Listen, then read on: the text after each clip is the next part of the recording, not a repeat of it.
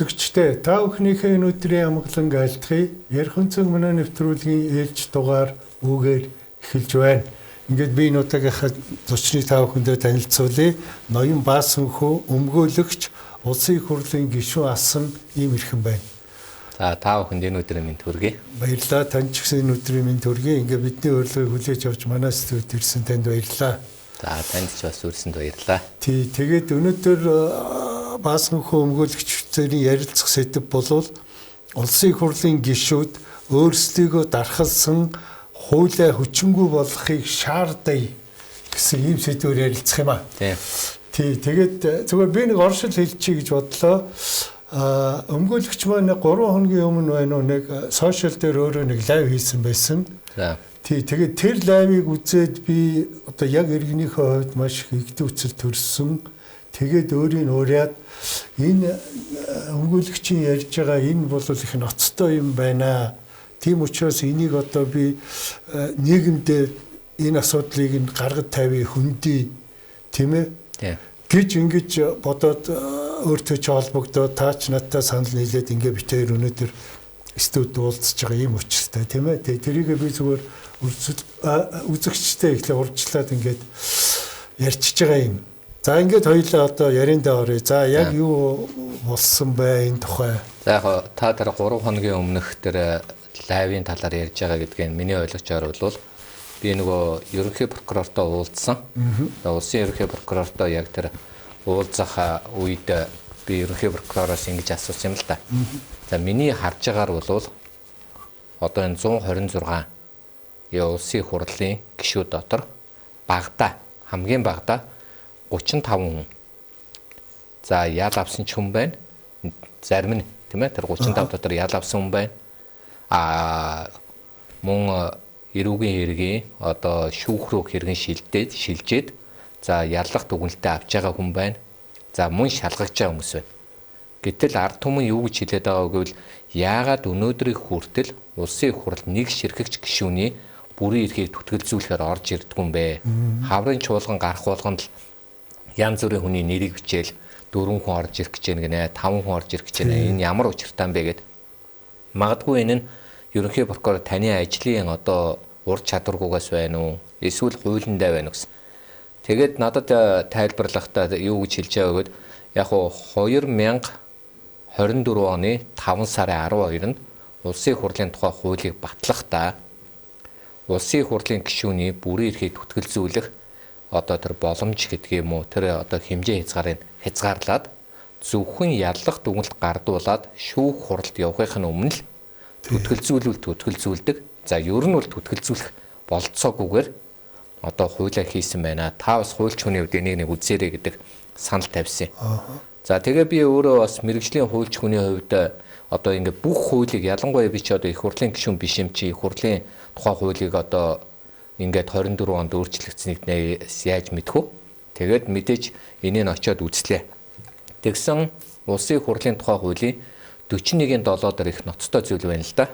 Тэрний юу гэвэл энэ хууль зааснаас бусад тохиолдолд гэж үг байгаа. Энэ хууль зааснаас бусад тохиолдолд. За тэгээд юу гэвэл гишүүнийг нөгөө их хурлын гишүүнийг албадж саатуулах, баривчлах, цагдаж хойрох, түүнд шүүхийн журмаар зөрчлийн одоо шийтгэл ногдуулах, за гэр, албан өрөө, тээврийн хэрэгсэл, биед нь үзлэг нэгжлэг хийхийг хориглоно гэж заасан байхгүй. За өөрөөр хэлэх юм бол хуучин хууль нь ямар байдаг байсан бэ гэвэл ерөнхий прокурор одоо ингээд нөгөө эрүүгийн хэргийн хянан шийдвэрлэх ажиллагаа явагдахад эрүүгийн хэргийн хянан шийдвэрлэх ажиллагаа нь ямар процессор явагддаг вэ гэвэл эхлээд үндсэн зарчим байна л да. Тэр Монгол улсын үндсэн хуулийн дээр заасан хүн бүр халдашгүй чөлөөтэй байх хэрэгтэй.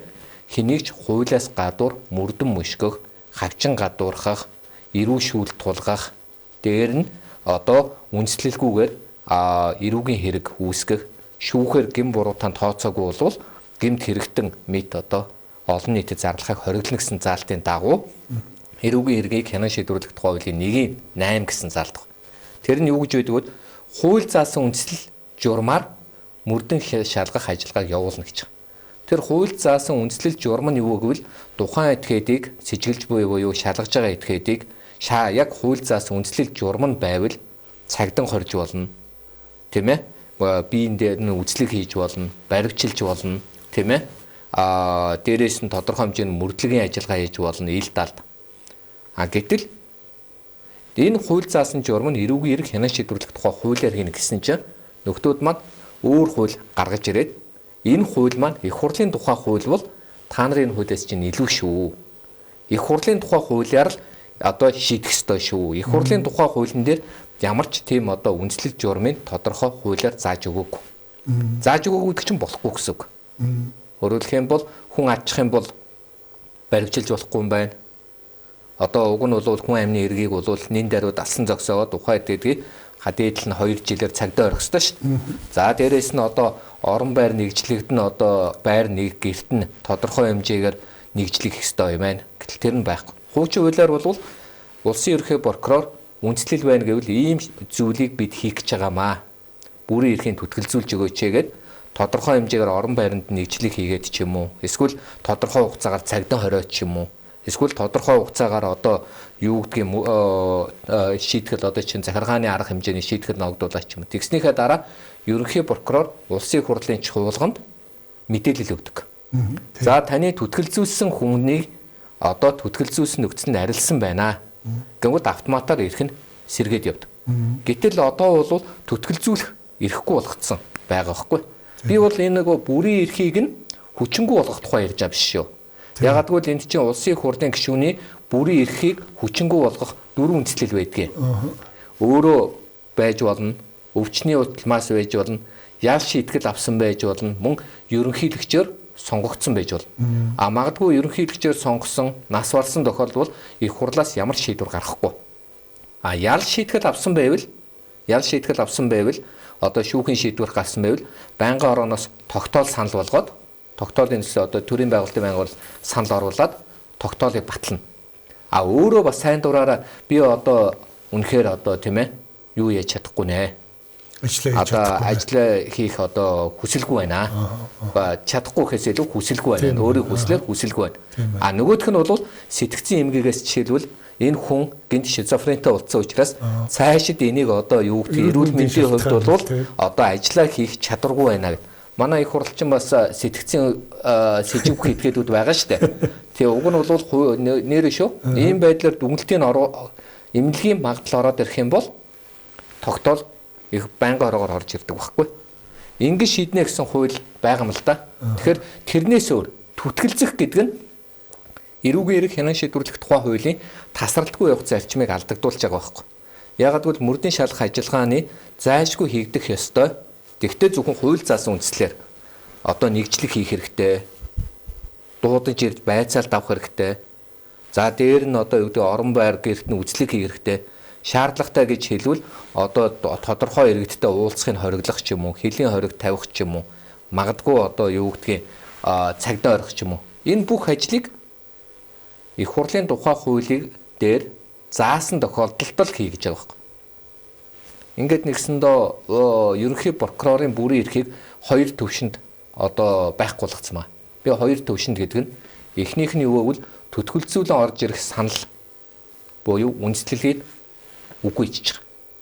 За хоёрт нь юу гэвэл хуучин ямар байдаг байсан бэ гэвэл хяналтын прокурорыг одоо би ингээд нэг хэрэг хянаж байгаа прокурор гэж бодъё л. Тэр нь ахлах прокурордоо хэлээд ахлах прокурор нь цаашаага нийслэлийн прокурор дамжуулаад нийслэлийн прокурор ерөнхий прокурор дамжуулаад ч юм уу ингээд ийм шат дараалдаг байсан чинь зүгээр л хяналтын прокурор ахлах прокурор хоёр л тухайн хэрэг дээр шийдвэр гаргах хэрэгтэй гэж заасан. Тэгэхээр хоёр хүн өнөөдөр ерөнхий прокурор шууд хараад хэрэг татаж аваад наад хэргийг нь одоо тийм ээ одоо цаашаа шалгах энийг тэг гэдэг үйл ажиллагаанд нь тийм ээ үнэлдэх боломжгүй болгоцсон байгаа хэрэг. Гэхдээ энэ чинь бол их хурлын тухай хууль тийм заалтаараа ороо. Энэ ингээд эдгээр ганцхан хуулийн өөрчлөлт байхгүй юу? Прокурорын тухай хуулиа өөрчлөөд, эрүүгийн эрх хянан шийдвэрлэх тухай хуулиа өөрчлөөд, өөрөөр хэлэх юм бол 2025 оны 6 сарын 18-нд улсын их хурлын сонгуул болсон. Тэгэнгүүт нөхдүүд 4 сарын 1-ээс 5 сарын 25-ны хооронд засгийн газрын төвшөнд болон их хурлын төвшөнд ерөөсөө илт одоо тийм ээ одоо үндсэн хуулийн бус аргаар төрийн эрх мэдлээ баталгаажуулах зорилгоор ийм хуульдааны одоо байдлаар хууль тогтоомжуудыг өөрчилсөн байна гэж дүгнэж байгаа. За энэ нь одоо ингээд сүүлийн үед бол маш олон юм дээр харагдаж байна л да. Жишээлбэл та нар өөрөө хэрвээ санаж авал сүүлийн үед энэ оюу толгойн асуудал 20 сая долларын асуудал. Тэр 20 сая долларын асуудал чинь хоёр асуудал яригадаад байгаа байхгүй юу? Хоёр асуудал. Эхнийх нь 2021 онд. 2021 онд 2 тэрбумын хэтрэлтэй асуудлаар олон улсын шүүхэд хандах, оюутлогоотой хилцэл хийх энэ тэрэ юмн дээр тухайн үед энэ бол Монголын талын үр ашгийг зориуд бууруулсан үйлдэл байна гэд хэлсэн. Дотроос нь юм одоо шүүл үлээсэн гадаадын хоёр иргэнтэй нэг авч ажиллуулах. Нэг гэрээгээд тэрний ажлын үйлсийг төлсөн баг. Хоёрт нь дахиад нөгөө нөхдөөтэй гэрээ ихтэй төрийн өндөр албан тушаалтан өөрсдийнх нь талаар одоо магадгүй Нямбаатрын талаар хатуух хэлгээд тэр чинь өөрөө хууль зүйн сайд байхдаа энэ хэлцэлд орсон шүү дээ. Содонгогийн талаар магадгүй оюун эрдний талаар энэ зүйлүүдийг олон нийтэд ил гаргаж болохгүй ийм зүйл гарвал одоо Facebook, Twitter-д одоо юу гэдгийг хамаг зүйлд нь устгал хийж явах хэрэгтэй гэсэн хаалтын гэрээ хийгээд тэрэнд нь 2.3 тэрбумыг дахиад мөнгө өгсөн байгаа байхгүй. Гэсэн байл. Тэгээ энийг зөвтгөхийн тулд одоо энэ чинь хууль бусаа зөвтгөхийн тулд нөхөж уул нь 21 онд эдрээ хийхин тулд засгийн газрын тогтоол гаргаад за энийг одоо тэр хоёр гадаадтай өгөө, энийг дараа өгөө гэдэг нэг шийдвэр гарч байгаа шүү дээ. Гэтэл нөхдүүд сүүлд нь энийг нөхөж алдчихулсан тогтоол гарлаа гэж ойлгоод байгаа шүү дээ. Тэгэхээр эн чинь юу гэвэл за 6 сард юм яаж мэдэх вэ бас тийм ээ. Ингээ бүх хэрэгслээ тооцож явах. За хуулиараа ямар ч үлээ гэсэн гэмт хэрэгт хийлээ. Бид гэмт хэрэг хийлээгүүл хуулиараа биднийг эргүүлэн даатгах боломжийг хаач. Их хурлын тухай хуулиндаа. За дээр нь засгийн газрын тогтоолороо засгийн газрынхаа 21 оноос хойш гаргасан шийдвэрүүдэд нөхөж зөвтгөчээ. Нууц тавчи. Тий одоо нууц тавчи ч гэдэм үү. Дээр нь бас ингээд нөхөн зөвтгөх гэж нэрлээд байгаа нөгөө засгийн газрын тогтоол захирамж гаргаад нөхөн зөвтгөчээ. За дээр нь хуульдааны аргаар үндсэн хуулийн жагсаалт гэдэг юмда тодорхой хүмүүсийг хоёр дахь шалгуураар оруулж ирээ. Нэг нь юу гэвэл хулгайг хамгаалах. Нөгөөх нь хулгайч учраас жагсаалтынхаа эхэнд ороод сууж явах. Ингээд 3 нам тохироод ардын намын оюун эрдэнэ, ардчилсан намын ган төмөр, хүн намын дорж ханд 3 тохироод энэ зүйлээ хийсэн байгаа байхгүй. Тэгээ одоо өнөөдөр ингээд байж байгаа намуудаас харахад одоо жишээлбэл хүн намын дээр ингээд Наранбаяр нөгөө багш юм лээ бас нэг сургуулийн нөхрийн асуудал дээр ингээд бас хуулийн байгууллага анхаарал хандуулаад эхэлсэн байна. За нөгөө нэг иргэний зориг нам бас засагт орсон бас л хил амд ороод эхэлсэн байна. Манай ардчилсан нам гэх чинь Батсуураас эхлээд тийм ээ зөндөө ингээд хил амнууд явж байна. Гэх мэтчлэн ингээд 35 6 хүнийг ерөнхийдөө авцсан байна шүү дээ. Тэгээ энэ дээр нь хуулийн байгууллага ажиллаж чадахгүй. Өнөөдөр та бүхэн бас их чухал цаг хугацаанд уулзж байна л да. Яагаад вэ гэхээр Transparency International байгууллагын дүгнэлтээр Монгол улс 122 улсаас 114-т буюу хамгийн сүүлийн шахуу байранд ороод хуучин нэг 110 марвд байсан бол нэг 10 байраар ухарцсан байна гэд тэрийг нөгөө авилгалтай тэмцэх газрын даргыг буруутгах маягаар тэрийг авилгалтай тэмцэх газар руу буруутгаад байдаг. Гэтэл уучлаарай авилгалтай тэмцэх газрынхаа шалгаад прокурор дээр авчид өгдөг. Прокурор нь очиод бүрийн эрхийн түтгэлзүүлэх хуулийн хуулийн хаагаад хайчихсан.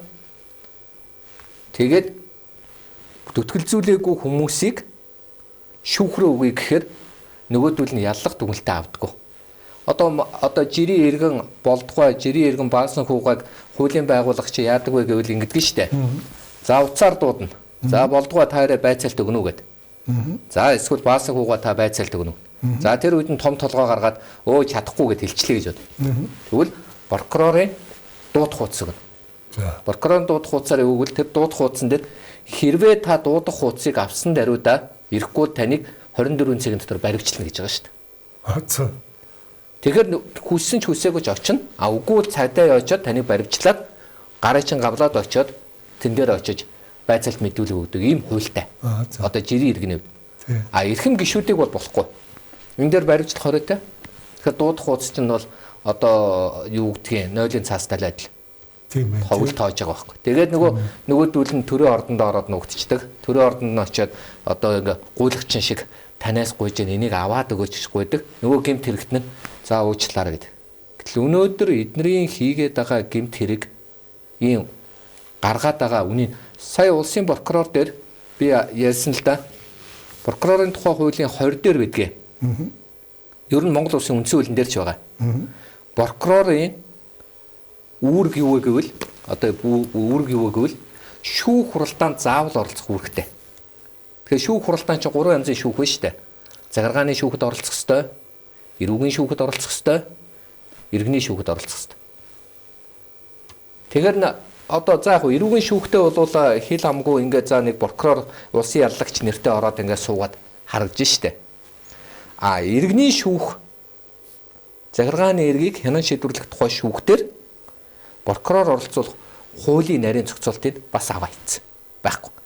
Тэгээд нөгөөдөл прокурорын хуулийн 20 дээр үндсэн хуулиа байраад бид орох ёстой гэж баг хүчилжээж ороод 2.8 их найдын хохирлыг улсын ерхий прокурор төлөвлөсөн ба шүү дээ. 2.8 их найд та боддоо. Одоо энэ захиргааны шүүхтэр оролцох процесс дөнгөж эхлэх гэж байна.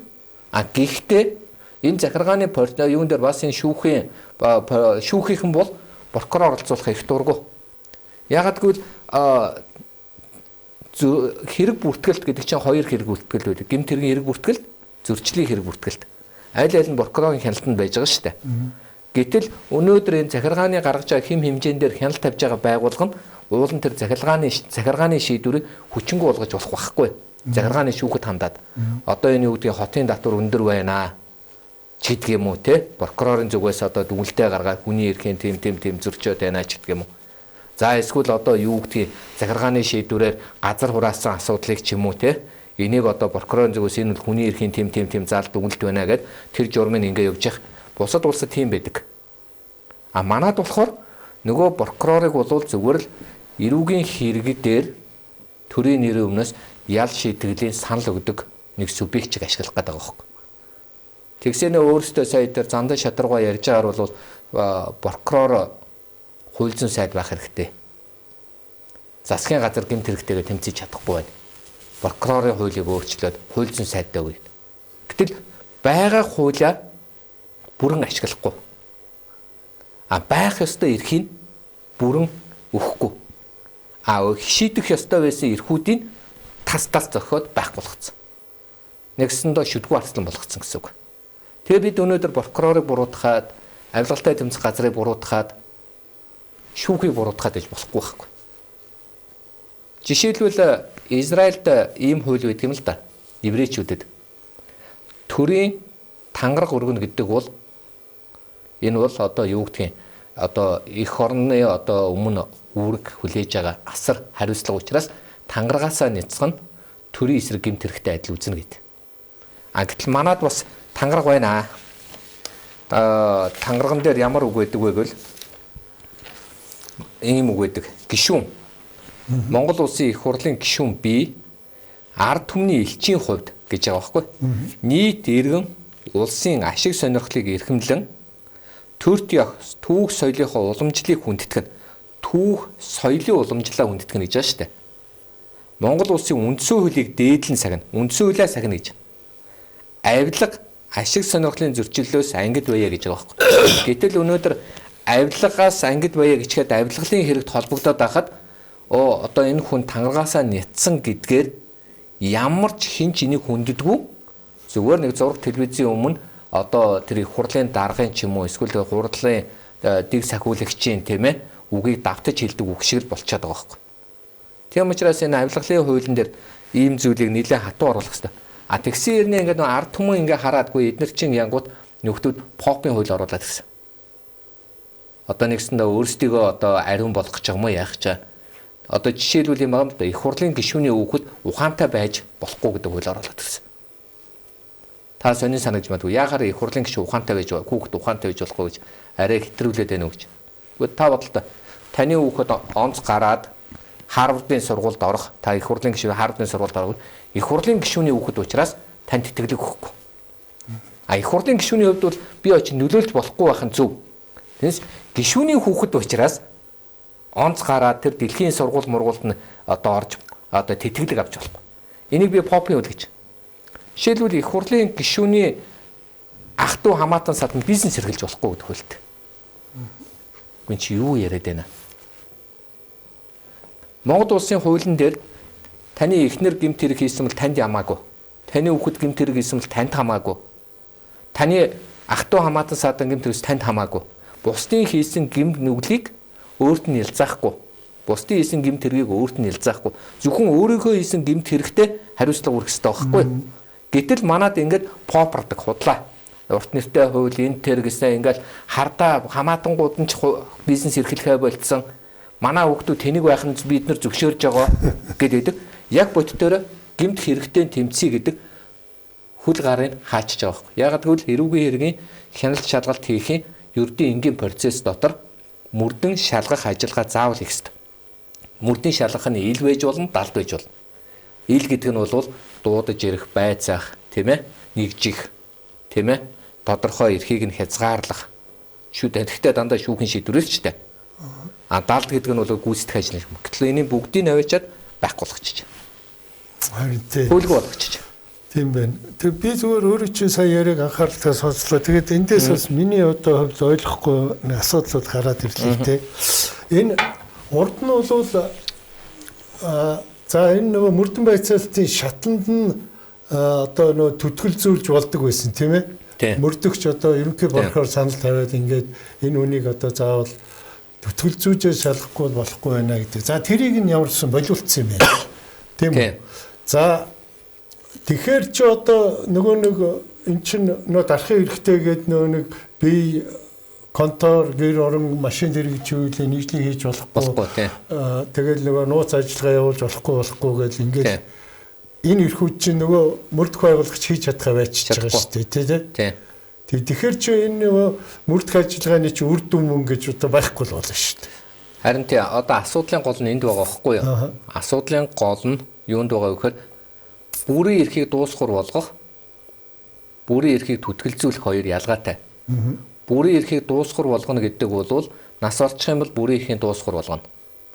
Өөрөөсөө одоо юу гэдгийг тухайн ажлаа эрхлэн цаашаага хэвэн үргэлжлүүлэх боломжгүй эрүүл мэндийн хувьд эмнэлгийн дүгнэлт гарчвал дуусгар болгоно.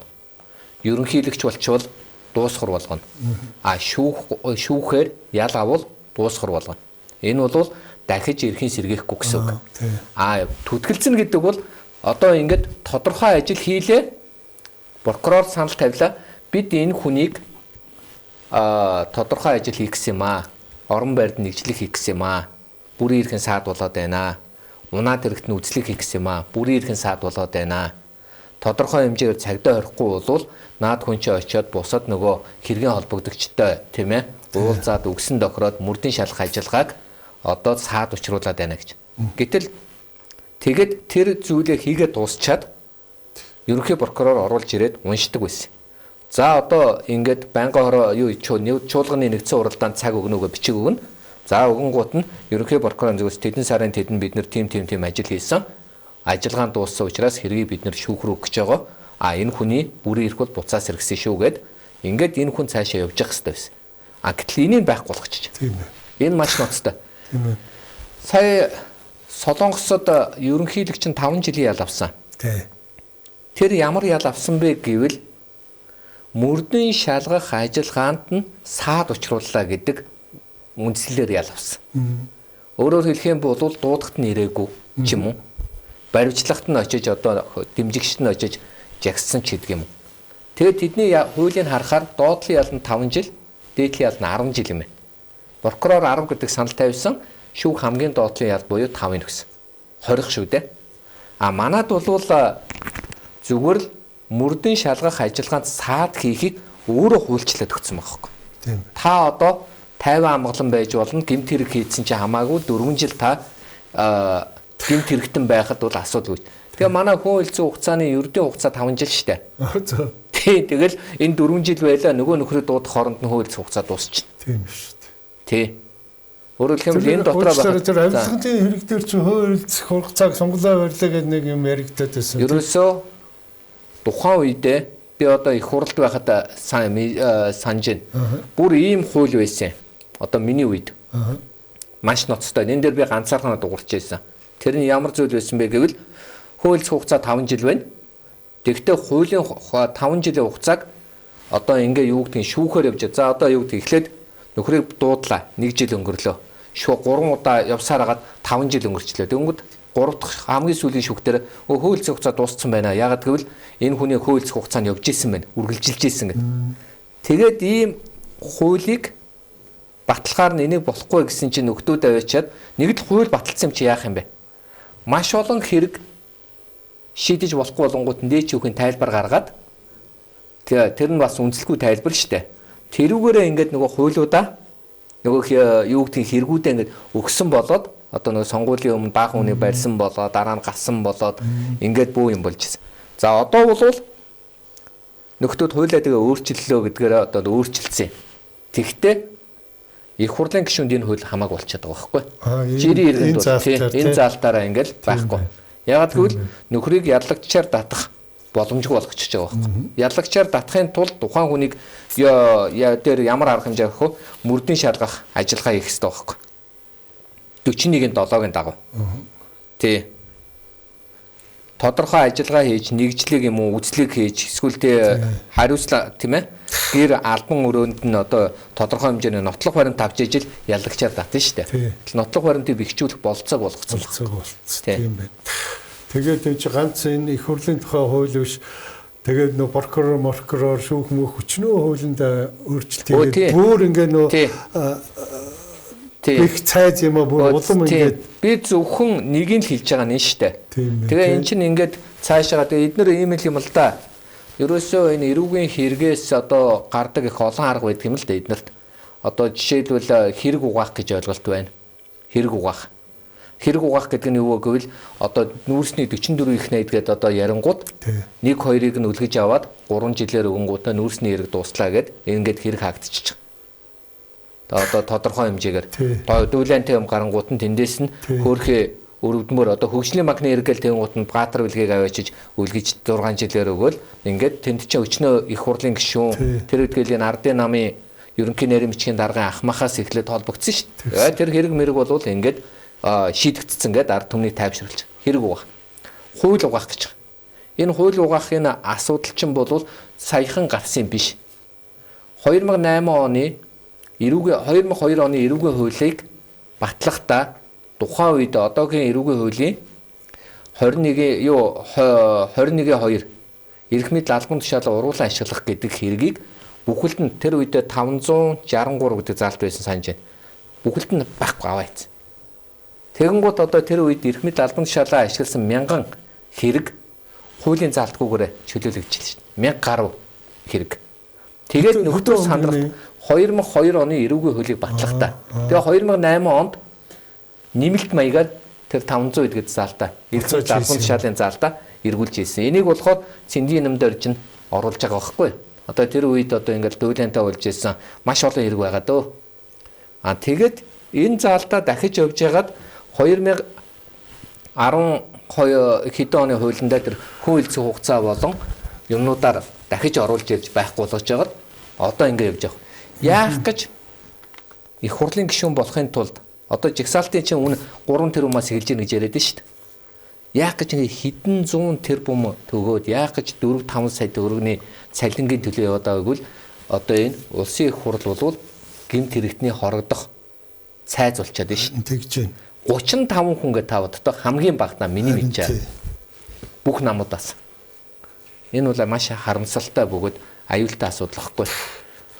Тий, тэгээд энэ саяхан нэг хууль зүйн сайд энэ хоёр маань энэ хөдөө гадаа явж байгаад бас нэг сонгогчтой уулзаад яринлээ л дээ. Энэ өчнөө одоо ингээд том гин тэргүүд ингээд мөрдөж байгаа гэдээ ингээд байдаг. Яагаад энэс ч үр дүн гарахгүй байна? Яг л таны асуусныг асуусан байна лээ. Хэлж ин л дээ. Тэгээд одоо тануусын хүчмж үрдгэн болвол энэ их хурлаар биш тий нөө эрхийн төцөлцүүлэх юм их хурл мөрөлд аваад ороод ирэж та нар юугаа хийгээд байгаа гэсэн юм ярьж ин л. Тэгээд энэ хуулиар чинь энэ чинь хаалттай юмыг манай хүн хуулиа мэдэхгүй байх уу, бопорч юм уу одоо энэ чинь та тэрийг сонссон байх тий. Сонссон. Тэгэхээр одоо асуудлын гол нь яг хуу мэдээж эрхэм гишүүн, хууль зүйн сайд, улс төрийн зорилгоор улс төржиж тийм ээ тодорхой хэмжээгээр өөрийнх нь ажил улс төрчил ажил юм чи улс төр хийж болно. Гэхдээ эрх мэдэлтэй байгаа хүн тэр хүнд хоёр эрх мэдэл байгаа байхгүй юу?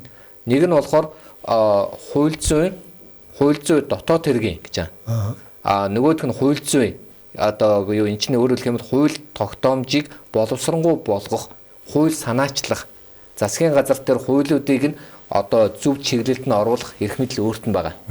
Тэр утгаараа энэ болоод байгаа юм дээр ажлын хэсэг гаргаад би ийм хуулийн зөрчлийг арилгаж байна. Энэнд одоо ийм давуу эрх өгж байна. Мөрдийн шалах байгууллагыг ийм хийж байна. Одоо ардчилсан намын үед одоо жишээлбэл хэлж ир байсан шүү дээ. Жишээлбэл мөрдөх харт байгуулах гэж нэг оролдлоо гэдэг шиг ийм оролдлогуудыг явуулж явах ёстой юм. Шүүхийг одоо ийм болгоё. Инээ тэрэ наацх нь шүүхийн төсвийг үндэсний дотоодын нийт бүтээгдэхүүний тодорхой хуваар төсвүүдийг салгаж өгөөд тэрийг нь бол ингээд их хурлаас одоо хараа тус байдал нь халдгаар нь явагдгийг болиулъя ч гэдэг юм уу. Эсвэл одоо юу гэдгийг цагдаагийн байгууллагыг өнөөдөр юу одоо хуульчаа удирддаг болгоод цагдаа ерөнхий газрын дарга хуульч хүн оруулж удирддаг болгоод дээр нь мөрдийн шалгах ажиллагаанд нөлөөлөх байдлыг нь таслан зогсоох байдлаар мөрдийн шалгах албыг нь 2 хуваагаад цагдааг сэргийлэгч тийм ээ мөрдөх цагданд сэргийлэх, цагдан мөрдөх гэдэг ч юм уу нэр өгөөд ингээд ийм ямар нэгэн бодлого ярихгүй хүн яриад байгаа. Хүн ярьж байгааг нь би ойлгохдоо за бас тодорхой хэмжээр гэмт хэргийн талаар мэдээлэл авдаг бах.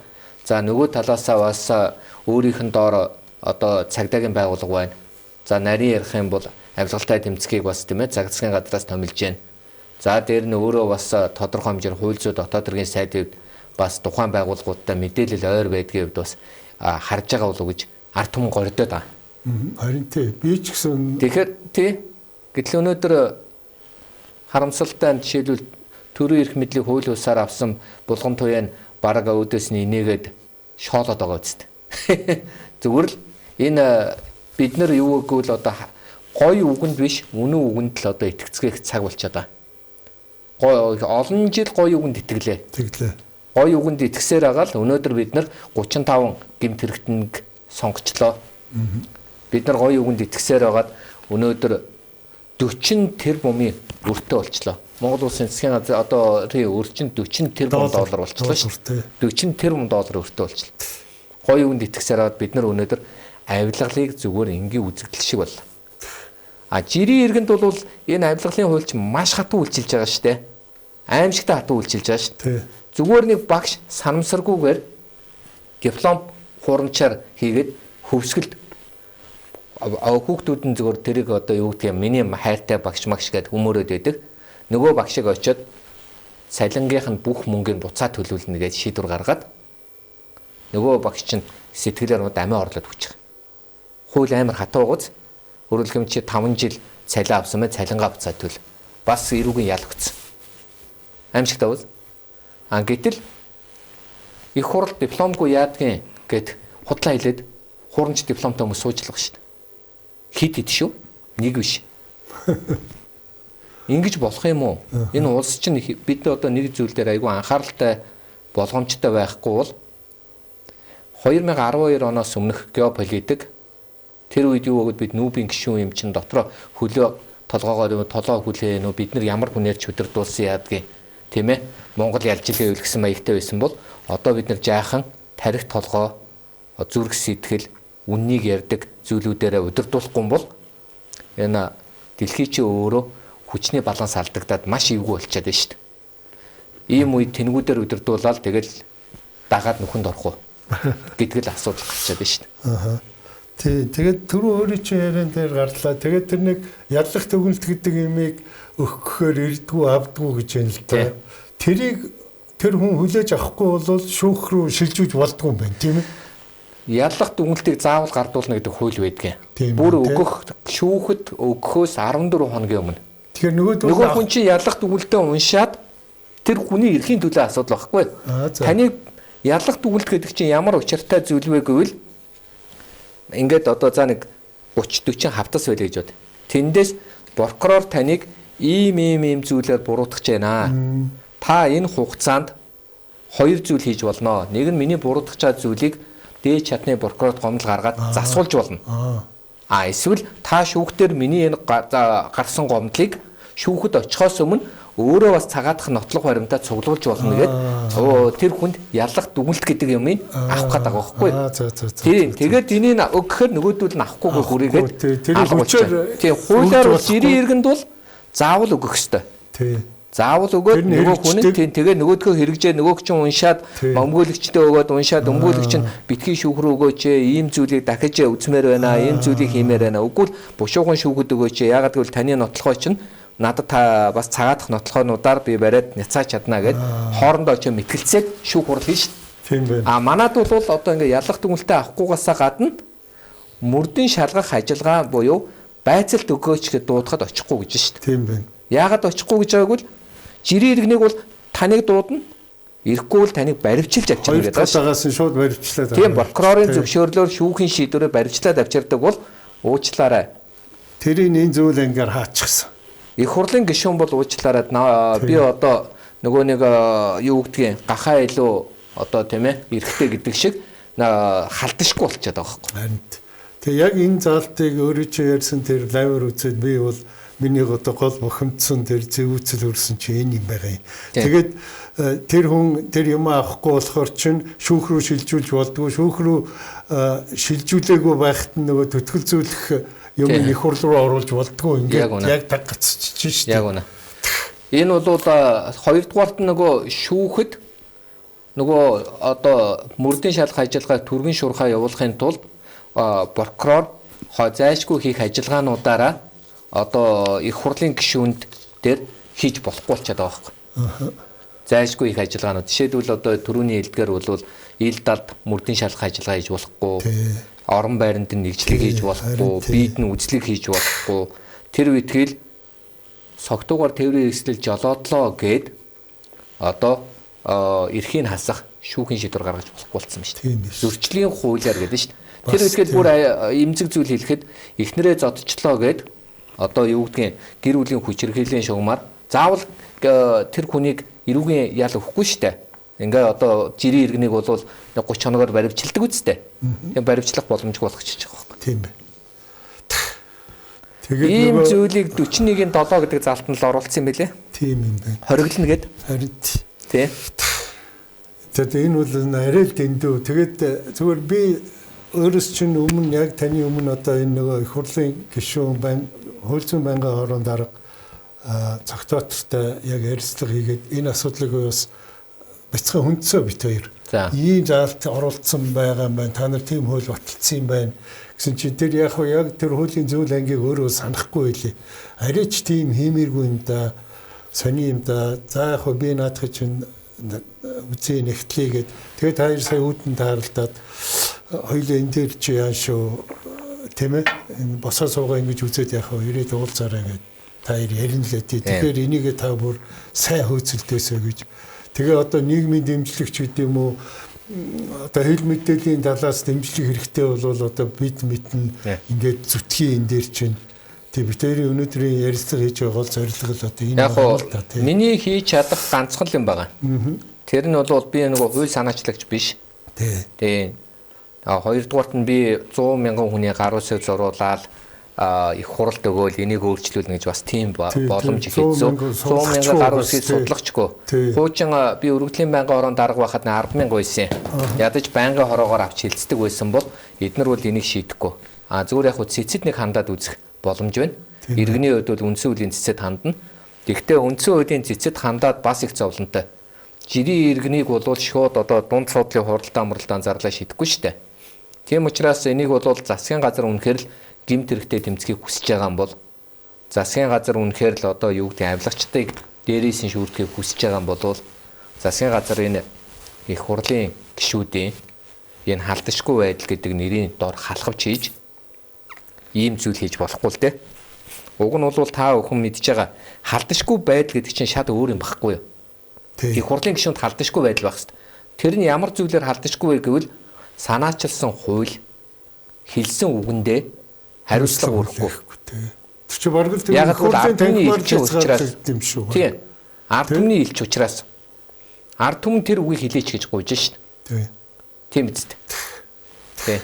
Тий. Тэгээд энэ нэг юм нодон бодлуудаа нэг ийм явдал болсон юм а. Төрийн ордон дотор нэг хоёр авилгатай тэмцэх газрын хоёр комиссар чөлөө ороод ингээд нэг гишүүний өрөөнд орох гэсэн чинь бараг гишүүний өдөөс хүч хэрэглээ чөлөө нэг тийм нэг дуулын болсон та санаж гинүү тий. Санаж. Амбатар гишүүнээ тий. Тэгээд тэр чинь өөрхийн нөгөөдөл нь тайлбарлахдаа энэ нөгөө ялахдаг үлдээ өгөх гэсэн юм аа бид нэр гэж тэгсэн нөгөөх нь авахгүйгээд ингээд самунцсан угаасаа нөгөө хүч хэрэглэж болдгоо. Тэр чинь тэгвэл яг энэ заалтын 41-7 авахгүй. Тий яг 41-7 өрөөнд нь орж болохгүй болчиход байгаа байхгүй. Харин тийм байна.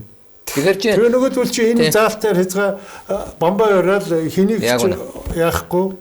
Одоо дуудан ирүүлэх хуудас байгаа штэ. Дуудан ирүүлэх хуудсыг хаана авах вэ гэдэг чинь айгүй төвхтэй болчиход байгаа байхгүй. Гудамжинд явж яхад нуучлаараа маа гэдэг өгөлтөө өчөж камертай очиод. Тэр чинь гараа үсэг зурулж авдаг. Тэгж авлаа гэдээ бас бичих ёстой штэ. Туслахт нь өгч болохгүй. Туслах нь би авахгүй гэн. Дээрээ байранда албан өрөөндөө ороо суучна. Харин уг нь бол юм штэ. Монгол улсын ерөнхийлөгч төрийн тэргүүн учраас Монгол улсын ерөнхийлөгчийн хувьд бол ийм зүйл байж болох юм. Яг тэгвэл ардны эдний бүх нийт ард түмнэрээ сонгож байгаа гэдэг утгаараа та одоо ямар хүн сонгосон бэ гэж харьцангуй. Яг тэгвэл эн чинь бас төрийн тэргүүн гэж. Гэтэл их хурлын гишүүд тэр дундаа өнөөдөр юу гэдэг жигсаалтаар ороод ирсэн байна. Тодорхой тойргоос ярьж байна. Тэгээд тэд нэр сонгогдохдоо юу гэвэл нийт ард түмнээс одоо сонгогдоог байхгүй. Ихэвчлэн намын нэрийн доор байж байгаа л гарч ирж байгаа хүмүүс шүү дээ. Тэгээд өнөөдөр энэ их хурлын гишүүдийг мөрдөн шалгах ажиллагаа их хурлын гишүүн дээр хийхгүй бол яаж авилгалаасаа салах юм бэ?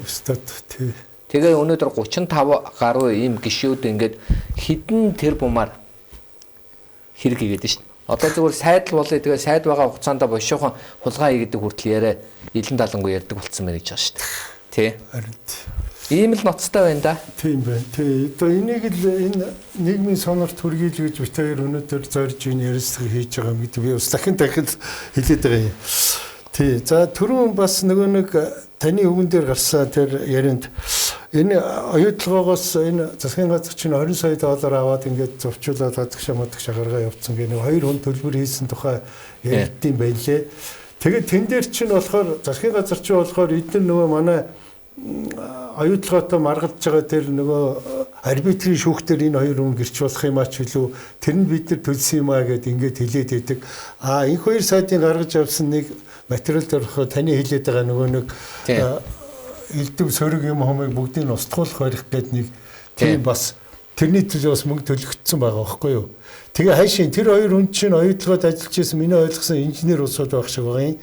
Тэгсэн мөртлөө тэр фэйсбүүкт үйлчилдэг ч юм уу тэр юуг устгуулах эрхтэй хүмүүс юм хайшин. Үгүй би бол ингэж ойлгож байгаа. Зүгээр би нэг үгүй хэлэхэд 2021 онд тодорхой хэмжээгээр одоо нэгсэндээ Рио Тинтогийн талд ажиллаж исэн хүмүүсээс манай талд одоо мөнгө аваад сайн дураараа ажиллая гэсэн хүмүүс гарч ирсэн юм шиг байна. Би та бүхэн адилхан сошиалын мэдээлэлтэй шүү дээ. Би одоо 20 оноос хойш төрийн ямар нэгэн тодорхой эрх мэдэл бүхий албан тушаалд ашаагүй учраас яг ингээд тоочны наривчилсан мэдээлэл алга. Гэхдээ зүгээр хэвлэл мэдээлэлд гарсан мэдээлэл дээр бас дүгнэлт хийж үзэхэд. За тэгээ энэ асуудал нь тодорхой хэмжээгээр засгийн газрын талд үр дүнтэй шийдэгдсэн байх талтай юм шиг байна. Сонирхолтой нь тэрнээс гадна нөхдөөд одоо администрашн зардал гэж байгаа тодорхой хэмжээний мөнгүүдийг авангуудаа тэндээс нь завших ажлууд хийгдсэн байх. Тэр хоёр үний нэрийг хоромчоор ашиглаж яасан юм болж байна уу? Үгүй би завших гэдгийг ямар утгаар хэлж байгаа вэ гэвэл тодорхой хэмжээний одоо хүнийг ажилуулах гэж байвал тодорхой хэмжээний мөнгө төгрөг гаргаад хийж яхахыг үүсэхгүй. Тэр нь нууц далд байж болно. Тэрний ямар утгаар яаж хийснийг заавал олон нийтэд буюу ингээд сошиал орчинд задлаа тийм юм хийсэн байна, ийм юм хийгээгүй гэж. Гэхдээ нөгөө сайнны хажуугаар саар гэдэг шиг дундаас нь одоо манайхны ярдимдаа ёндоо гэж нэрлэдэг. Янз бүрийн ёндоонууд гараад ирсэн байхыг үүсэхгүй болчиход байгаа байхгүй. Жишээлбэл юу гэдгийг одоо тодорхой хэмжээний мэдээллийг устгуулж яах. Тодорхой өмнө этгээдүүд тэгээд тэд нар яг тэр үүргийг хүлээсэн үү эсвэл тэдний нэрээр гарсан одоогор мэддэхгүй юм шүү дээ. Өөрөөр хэлэх юм бол энийг хуулийн байгууллага, тагнуулын байгууллага шалгах ёстой. Өөрөөр хэлэх юм бол гинтхэн хүүе би энэ мөнгөний авсан, энэ мөнгөний аваагүй ч юм уу бид мэдэхгүй шүү дээ. Нөгөө нэг ямар хаан жүжиг үлээ тэрний одоо PR нэрээр гарсан ч гэх шиг. Ингээд янз бүрийн юмнууд яваад байна шүү дээ. Тэгэхээр өнөөдөр хамгийн ноцтой нь юу гэвэл энэ дахиад нөгөө их хурлын гишүүн байсан хүмүүсийн нэр холбогдоод байгаа учраас тэднийг хамттан шалгах гэхээр энэ хуульч гай болоод байна л гэж хэлээд байгаа байхгүй. Зүгээр ер нь бол яг хуу инквайрны ярьсан яриаг би 100% үнэн зөв гэж хэлж чадахгүй. Яагаад гэвэл би хуульч хүн хавц тэргийг үзээгүй ээж дүгнэлт хийж эхэлчихээ өөрөө утгагүй шүү дээ. Гэхдээ нэг ноцтой зүйл миний хувьд их гайхалт төрсөн. Тэрний үг бол альва ажлыг хийхдээ эхлээд засгийн газрын шийдвэрээ гаргаад засгийн газрын шийдвэрийг биелүүлэх байдлаар явах ёстой шүү дээ. Гэтэл инквайри яриад байгаа зүйл дээр бол 24 оны 5 сард зөвтгсөн шийдвэрийг нөхөж хийсэн гэдэг юм яриад байгаа байхгүй. Тий. Солонгоо болохоор би засгийн газрын шийдвэр биелүүлсэн гэдэг. Нөгөө инквайри бол зөвтгсөн шийдвэрээр мөнгө гарсан гэдэг. Тэгэхээр энэ хоёр чинь ингээд нөгөө хоёр өөр төөл явж байгаа шүү дээ. Нэг оны дараа ч үлээ, дараа онд ч үлээ нөхөж нэг. Тий, нөхөж гэдэг. Хэрвээ ийм байвал энэ болвол маш ноцтой. Иргэд өнөөдөр цагаан сарын бууз хуушур энэ тэргээ ярьж байхдаа бас энийг дотроо бас анализ дүгнэлт хийх хэрэгтэй. Тийм учраас Монгол Улсын засгийн газар нин тэргүнд үүнд хариулт өгөх ёстой. Дээр нь яаралтай үндсэн хуулийг өөрчилж Монгол Улсын үндсэн хуулийг өөрчилж энэ жагсаалтын хуулийг байхгүй болгох хэрэгтэй. Яагаад би жагсаалтын хуулийг байхгүй болгох гэж хүсэж байгааг уг нь бол нам одоо тийм ээ альва намууд юу за энэ нэг жагсаалтынхаа эхэнд оруулаад нэг ингээд залуу хүмүүст боломж олгоё ч гэдэг юм уу. Тийм ээ танигдааг улс төрчид нэг боломж олгоё. За эсвэл одоо юу гэдгийг эрдэм номтой, мэдлэг боловсралтай, хууль дүрмтэй хүмүүсийг төрд оруулж ин хуулийн юуг арилгая. Одоо тэр цоорхог арилгая ч гэдэг юм уу. Манайд одоо Лүндэн Жанцангуйгийн чинь нөгөө төрийн харам гэдэг шиг төрийн хар хүнийг энэ жагсаалтаар гаргаж ирэх ёстой байтал эсэргээрээ сэтгцийн өвчтэй шулуух хэлэхэд шүү. Айл намдан байна. Энэ чинь сэтгцийн өвчин гэдэг чинь өвчин шүү дээ. За дээр нь эрүүгийн элементүүд хамгийн ноцтой нь гэмт хэргийг нуун далдлах зорилгоор тэднийг халахвчлан өмнө нь гарч ирсэн тийм одоо юу гэх юм боловсралгүй хүмүүсээр энэ жагсаалчинд дүүрээд төр үнэхээр хүнд байдалд орчод байгаа байхгүй. Тийм байна. Тийм. Тийм байна. Энэ л аимшигтай байна да. Тийм байна. За та хоёрт нэг 7-8 минут байна. За. Тэгээд одоо өөр энэ сэдвүүдээр нэмж ярих юм танд байна. Эсвэл өөр одоо танд бас дотор чинь зүгээр яг би бол та бүхэн мэдж байгаа зүгээр би бол бид нар өнөөдөр ингээд нэг ажил хийсэн хүн болгоно ад үздэг. Ажил хийсэн хүн болгоно нь бурууддаг юм шиг нэг тийм ойлголт надад сүүлийн үед бодогдоод байгаа. Өтөр авилгалынхан ажиллаад хийж гэн, прокурор нь ажиллаад хийж гэн, шүүх нь ажиллаад хийж гэн, цагдаа нь ажиллаад хийж гэн, өмгөөлөгч ажиллаад хийж гэн. Хамгийн аюултай зүйл нь юу гэвэл энэ тогтолцоог бүрдүүлж байгаа хууль нь болохгүй байна. Тэр дундаа энэ хууль дотроо өнөөдөр юу гэвэл хуулийн байгууллагыг шүдгүү арслан болгоцсон байна. Тийм байна. Дээр нь ялгамжтай одоо энэ хуулийн сонголт нь хэтэрхий том байна. Тэр нь шүүгчд хэтэрхий эрх мэдэл өгöd аа. Би ягаад том гэж байгааг бол одоо баривчлах, цагдан хорих тийм ээ. Одоо юу баривчлах гэж байж гэн. За дээрээс нь тодорхой оршин суух газараад ингээд хөлтөнд гав зүгөө тийм ээ. Одоо тэр чи үйл ажиллагааг ингээд одоо үйл явдлыг хязгаарлах.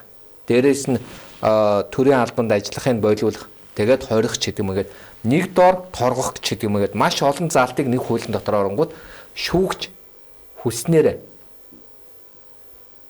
шийдвэр гаргаж. Жирийн иргэн өнөөдөр зүгээр ингээд нэг юунаас нэг гаражнаас 100 мянган төгрөгийн ноцоос сулгаалаад явлаа. 2 жил ял. Жирийн иргэн өнөөдөр ингээд нэг хүнтэй муудалцаад одоо юу гэдгийг хэрүүл уруул хийгээд нүрийг майжчлаа.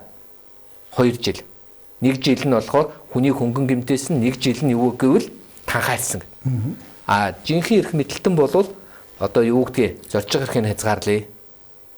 Эсвэл 4 тэрбумын хахуул авахт нь 40 саяар торгоё. Эсвэл одоо юу гэдгийг за 20 саяар торгоё, 30 саяар торгоё.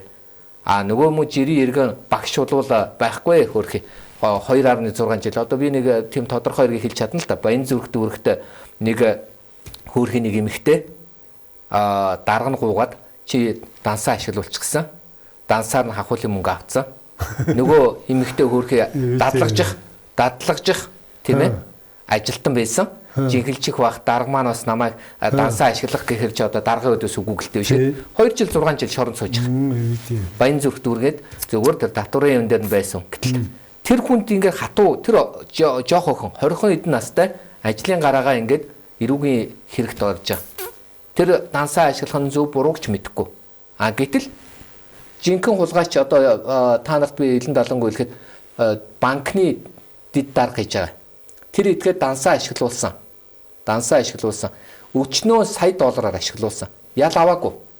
Тагнуул дээр хэрэгэн шалгагдаад тухайн үеийн ерөнхийлөгч байсан хүний их хүүхдэд нь охинд нь машин одоо хандивлаад тэр хандивлж чинь бас гэмт хэрэг штэ. Тэгээ одоо өнөөдөр ингээд заргийн өнрөөгийн нөхөр болчоо сууж байгаа штэ. Ийм л одоо нийгмийн чи хараад хүмүүс бухимдаад байгаа байхгүй юу? Энийг чи хараад хүмүүс игдүүцээд байгаа байхгүй юу? Та нарт одоо жишээлбэл жирийн иргэн одоо Бата гэдэг хүн зөвөр би нөгөө жишээ хэлье. Бата гэдэг хүн нэг зам засварын ажил буруу хийснээсээ болоод нөгөө зам донхолтой энтэй байжгаад одоо юу гэдгийг аваар осол боллоо гэд нөгөө хүн байхгүй. Шоронд 3 жилийн ял авсан. Тэгсэн чинь манай одоо энэ Степа Арена гэдэг мөсөн хотхон байгаа шүү дээ. Тэрний урд талд 15 тэрбумаар барьсан. Одоо 15 тэрбумыг тийшээ хийсэн. Байш нураад унтсан. 15 тэрбумыг бариулахын тулд нөгөө хүнд одоо Тамир гэдэг хүнд 200 сая төгрөгийн хахуул өгсөн. Хахуул өгсөн хүн нь шоронд ч ороогүй, хахуул авсан хүн нь шоронд ороогүй. Харин эсэргээрээ хотоос дахиад тэрэнд хэдэн тэрбумаар ч гинөө одоо энийг барьж дуусгах гинэ. Энийг одоо юу гэж ойлгох вэ? Энэ зөв үү? Энийг л өнөөдөр юу гэдгийг болиулъя гэхээр ингээд тэгээ өнөөдөр харалтаа. Өнөөдөр манай би маш олон тийм сонин хэрэгүүдийг хараад энэ заримдаа уурч хүрэх шиг бүгд. Яг тэгэхээр өнөөдөр хуулийг хэд сонголттой хийх шүүхүүлийнхэн та хэлээд байна үү? Ялын тэр одоо тийм олон торгохоос эхлээд одоо хуулийн байгууллагын ажилчид нь өөрөө хуулинд сонголттойгоор ханддаг. Шүүх нь хуулийн санкц сонголттойгоор хэд сонголттойгоор өгдөг.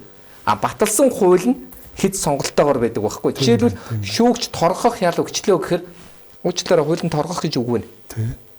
Одоо яах юм бэ? Гэтэл хахуулийн хэрэг тэр дундаа улс төрд нөлөө бүхий төрийн аль баяжж байгаа эдгээд хахуйл авах өгөх хэрэг дээр зөвхөн хордог байх хэрэгтэй байхгүй. Тэр цэма их хурлын эрхэм гишүүд бол бүр 10-20 жилээр өржиж энэ хэрэг чинь алга болох байхгүй. Даанч харамсалтай нь өнөөдөр тэгэл юу гэдгийг манайхын чинь ингээл ийм л хууль баталчаад тэгээд өнөөдөр шудраг ос нэхэд тэгээ ард түмэн ааруул ээзгээ одоо боо сая дээр Баянголд баахан одоо бэлэг авцсан л байлаа хөгчүүд тэгээд зайлвал тэд нар маань дахиад сонгоно штэ. Тэгээ шудраг ос яриад хэрэггүй штэ. Тийм биз дээ. Ийм л байна. Тий. Тэгээд би харин одоо өөрөө чинь тэр лайвыг үзэх хүртээр за өнөөдөр одоо өөртөө чи ингээ ярилцлага хийгээд энийг ойлгох хүртээрээ би энэ прокурор аялахтай тэмцэх газар цагдаа нарын ерөөс ажиллаа хийхгүй байна. Энэ нөхдүүдийг хаацаалаад байна гэж ингэж бодож явдаг байсан. Тодорхой цөөхөн хүмүүс хаацаалаад явж байхыг үүсэхгүй. Тэр бол мэдээж 10-20 мянган одоо албан агчид ажиллаж байгаа учраас адгийн хүмүүс олон байна шүү дээ. Жишээлбэл эрүүгийн цагдаагийн нэр бүхий этгээдүүд гадаадын хөрөнгө оруулагчийг заллаад Дубайд гараад цугтаацсан. Тэр хүмүүсийг одоо хүртэл олж ирж чадахгүй байна. Чиглэлийн ахлах, оны шилдэгүүд гээд ер нь сонгоны хайрхан дүүрэгт бол бас эвгүй хүмүүс их байдаг шүү дээ. Цагдаа дээр нэрээ шүү. Тэгээд тэд нар маань сонгуулийн үед одоо цагдаагийн байгууллагын баг сонгуулийн үед шүү дээ. Ингээд мөнгө тараалт мараалтан дээр салхи хаана гэж ярьдаг, мөнгө зөөнө гэж ярьдаг тийм ажлуудыг хийгээл ингээд дээшээ гарчаал өнөөдөр ингээд юу гэдгийг Монгол Ардын нам мандтахгүй одоо ингээд 34 жил бид төр зарлаа л гэж суугаад байгаа шүү. А нөгөөдүүлэн дээр очингуудаа төрсөн дүүгийнхээ тийм ээ төрсөн дүүгийнхээ компаниар дамжуулаад тэр бомтон болоо сууж байгаа шүү. Ийм л байна. Ийм улс, ийм нийгмээс дунтар байгаад байвал миний чинь Монгол улсын тусгаар тогтнолд аюул учрын шүү.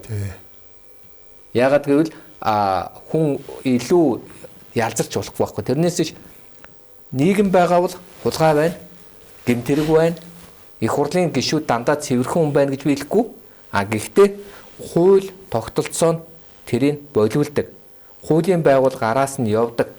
Ингэж явж явах тийм одоо зарчмыг өнөөдөр бий болох хэрэгтэй байгаа байхгүй. Тэрнээс иш гоё ярих юм бол бурхан минь хамгийн гоё ярьдаг хүмүүс чинь хамгийн худлаа байдаг байхгүй. Ийм л байна да. За баярлалаа. За баярлалаа. Тийм ингээд бидний урилгыг хүлээж авч манай студид ирж энэ одоо энэ гишүүд маань өөрийгөө энэ цайз хэрэмт ингэж одоо бий болгосон энэ заалтыг та одоо нийгэм таниулж бидний нүднийг нээж одоо ингэж бидэнд одоо сонирхолтой ярилцлагыг гэсэн танд баярлалаа. Таны цаашдын ажилд нь өндөр амжилтыг хүсье. За баярлалаа. Баярлалаа. Үзэгчдээ манай өнөөдрийн нэвтрүүлэг үүгээр өндөрлөж байна. Дараагийн дугаараар уулзтраа түр баяртай.